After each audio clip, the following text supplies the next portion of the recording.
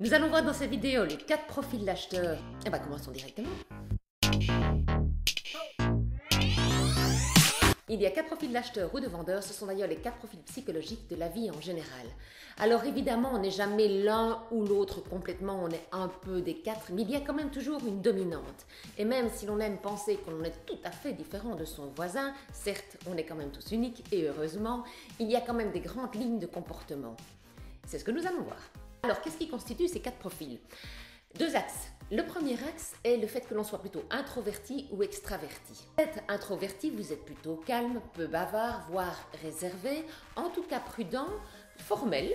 Vous aimez que les choses soient faites en sobriété, vous êtes concentré, vous allez dans la profondeur des choses. Si vous êtes extraverti, vous êtes spontané, loquace, voire énergique et expansif, vous aimez les interactions. Le deuxième axe qui constitue notre personnalité est le fait que l'on soit plutôt rationnel ou émotionnel. Les personnes rationnelles sont plutôt orientées sur les tâches, elles pensent avec leur tête, alors que les personnes émotionnelles sont plutôt orientées sur les personnes, et c'est le cœur qui prédomine. Ceci nous donne 4 profils en fonction du fait que l'on soit introverti, extraverti, rationnel ou émotionnel.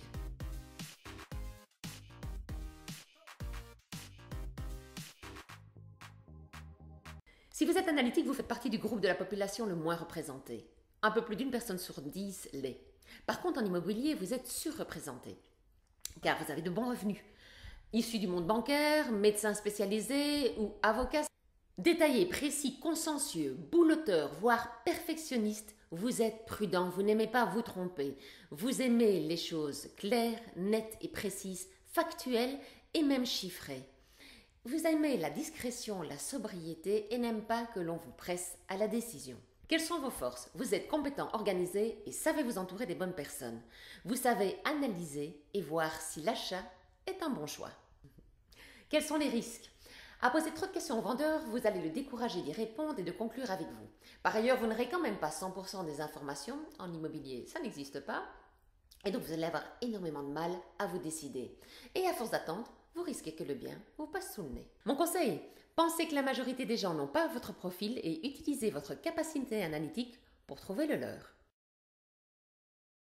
Le profil suivant est celui des conservateurs, c'est le groupe le plus important de la population. 4 personnes sur 10 font partie de ce groupe.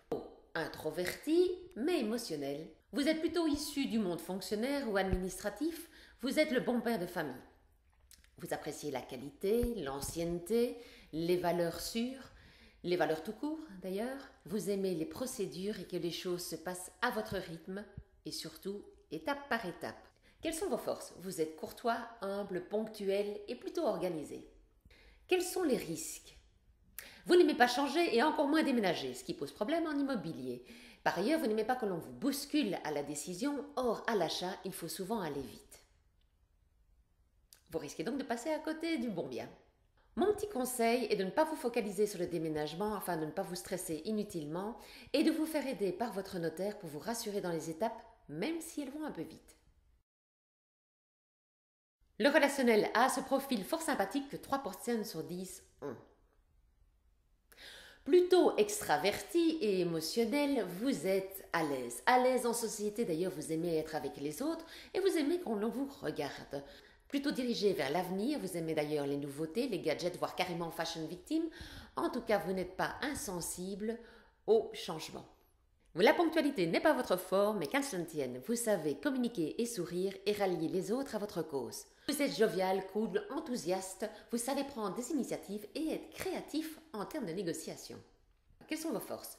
Vous avez le contact humain et vous savez sans nul doute arriver à vos fins quand il s'agit de négocier. Quel est le risque? À vous intéresser à beaucoup de choses, vous pouvez parfois changer d'avis et vouloir vous rétracter. Mais attention, en immobilier, un engagement est un engagement.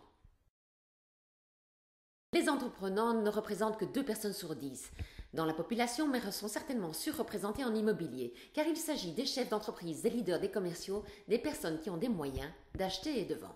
Vous êtes audacieux, dynamique, énergique, voire carrément dominant. Vous n'avez pas peur d'acheter, d'ailleurs vous achetez souvent seul sans demander l'avis à monsieur ou madame. J'exagère à peine. Autonome, vous êtes direct, franc, voire trop franc, et pouvez bousculer votre interlocuteur. Vous ne supportez pas les problèmes, vous ce qu'il vous faut, c'est des solutions. Alors, quelles sont vos forces? Votre capacité à agir vite, à prendre des décisions, là où les autres profils sont plus réfléchis ou changeants. Quels sont les risques? Vous êtes tellement directif et dynamique que vous pourriez bousculer le vendeur qui, lui, n'a peut-être pas votre profil. Alors, essayez de vous dominer. Le petit mot de la fin.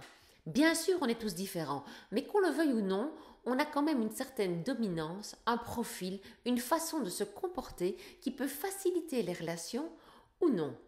On a tendance à s'entendre avec les gens qui nous ressemblent, bien qu'en couple, on cherche plus souvent le contraire. Mais dans une négociation, cela peut poser problème. Quand un analytique rencontre un relationnel ou un entrepreneur un conservateur, croyez-moi, l'affaire n'est pas faite. Je ne vous dirai pas de liker, partager, vous abonner, car ça me donnerait du courage pour continuer. Non, surtout pas, ne le faites pas. Allez, à bientôt.